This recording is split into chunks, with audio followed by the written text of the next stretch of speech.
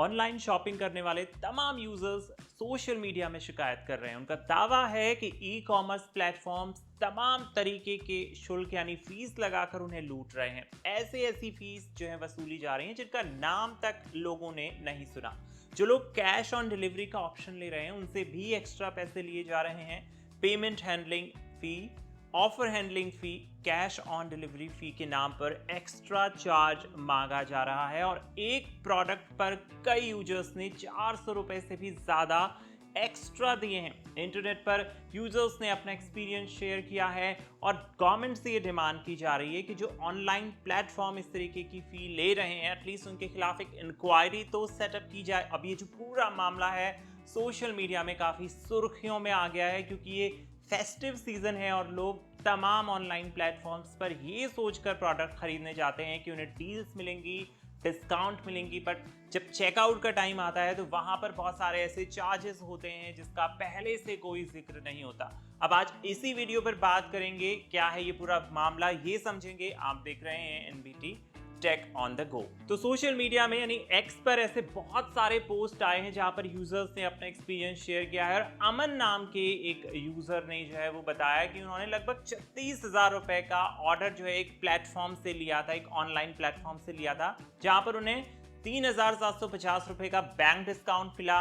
अब जब उन्होंने उस प्रोसेस को आगे बढ़ाया यानी प्रोडक्ट खरीदने के लिए वो गए तो उनसे प्रोडक्ट प्रॉमिस फी के नाम पर 99 रुपीज और ऑफर एंड पेमेंट हैंडलिंग फी के नाम पर 473 रुपए चार्ज किए गए। इस तरीके से जो उनका प्रोडक्ट था जो उन्होंने बाय किया था वो 32,812 रुपए का मिला।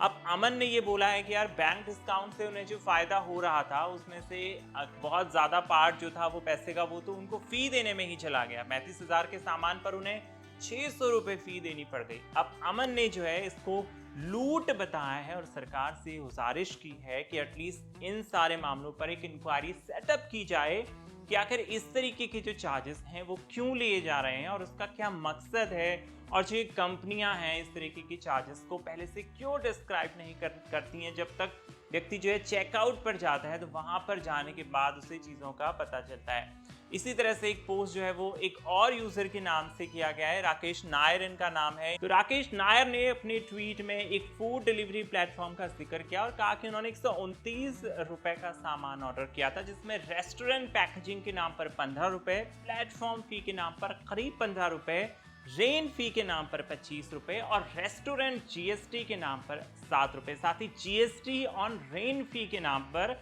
4 रुपए मांगे गए। यानी एक तो बारिश के टाइम पर जो डिलीवरी होती है उस पर बारिश का तो चार्ज मांगा ही गया, साथ ही बारिश पर जीएसटी का चार्ज अलग से लिया गया। तो 129 रुपए के सामान पर करीब 50% उसकी जो कॉस्ट थी वो एक्स्ट्रा मांगी गई।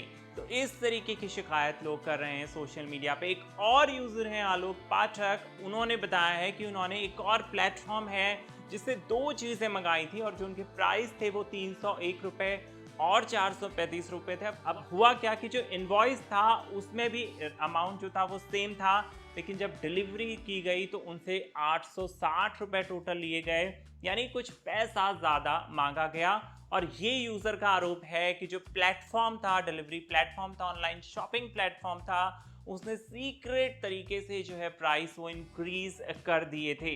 अब ये एक मामला सामने आया है। इससे भी बढ़ के एक मामला सामने आया है। रतिकांत नाम के एक यूजर ने सोशल मीडिया पर बताया है कि एक ऑनलाइन ऑर्डर उन्होंने किया था जो डिलीवर नहीं हुआ, ऑर्डर कैंसिल हो गया, उसके बावजूद उन्हें 150 रुपए चार्ज देना पड़ा। यूजर का दावा है कि कस्टमर केयर पर बात करने के बावजूद उनकी समस्या का अब तक समाधान नहीं हुआ है। तो ये कुछ ऐसे मामले सामने आए हैं जिसने लोगों की चिंता बढ़ा दी है और ये कुछ एक आध वाक्य नहीं है, बहुत सारे वाक्य हैं। एक यूजर ने सोशल मीडिया पे कहा है कि उसने प्री पास लिया था नया आईफोन खरीदने के लिए, 5,000 रुपए का वो पास था, लेकिन किसी वजह से जो है वो नया आईफोन उन्हें डिलीवर नहीं हुआ और जो अमाउंट उन्हें वापस किया गया वो सिर्फ वही किया गया जो आईफोन की कॉस्ट थी। जो 5,000 रुपए का पास उन्होंने खरीदा था उसका अमाउंट जो है वापस नहीं मिला। तो इस तरह के जो पास होते हैं जिस पर यूजर्स को ये उम्मीद होती है, ये भरोसा होता है कि एटलीस्ट अब तो प्रोडक्ट उन्हें डिलीवर हो ही जाएगा, ऐसे